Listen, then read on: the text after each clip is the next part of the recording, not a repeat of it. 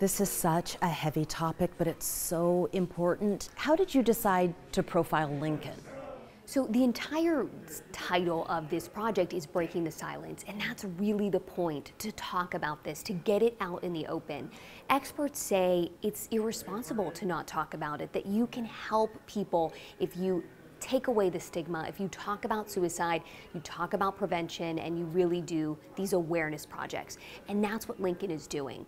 So I came across them as I was working on an unrelated story, a Classrooms in Crisis story, where we looked at disruptive learning. And I ran into Lincoln High School principal Peyton Chapman and their school psychologist, Jim Hansen. So Jim Hansen has been at the school since 1999. He said from 1999 to about 2007, they lost a student to suicide almost every year. Wow. I mean, when I read, he said that suicide was the leading cause of death at Lincoln High School. 2007, they lost another student, and they said they had really honest conversations. They said, what are we doing?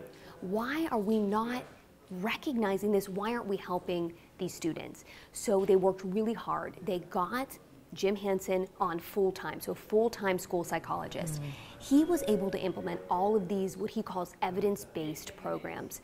Something called, and I had never heard of this, dialectical therapy program, DBT. Yes. And it teaches kids these coping mechanisms. It's social emotional learning.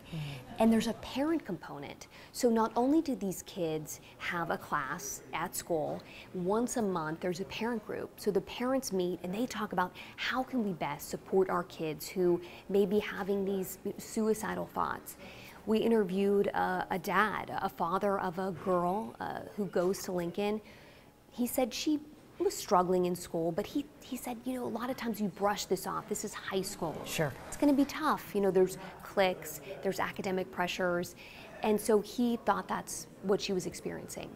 Well, the school psychologist saw she might have been struggling, and she took a 160 question assessment, behavioral assessment, answered questions. And in that, they discovered she was having suicidal ideations or suicidal thoughts.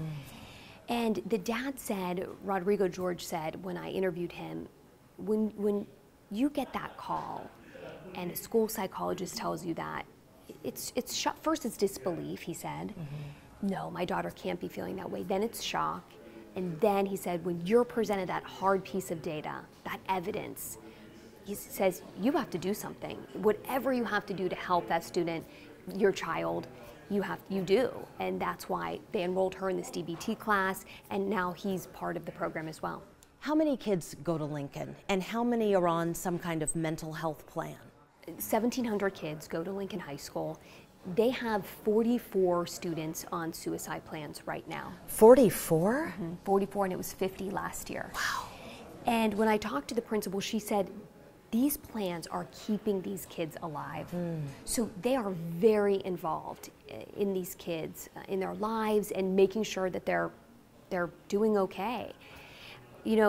She said, for years, many people had this thought, if I know a kid is struggling, and I ask them, are you thinking about hurting yourself? That would put the idea in their head. So many times adults, even if they knew a child might be struggling, never asked. That is not true. That is a myth. You have to ask the question, the tough question. And all of the teachers at Lincoln, all of the coaches, many of the students are trained how to ask a student, are you struggling? Are you thinking about suicide? And do you have a plan? And if they say yes, those students, those teachers, those coaches, they know where to direct that student to get help. So they've implemented these programs now and they're working. It's working. They have not lost a student to suicide since 2007, since they started these programs. Amazing. All right, that is an important conversation to have. Cristin, thank you. You bet.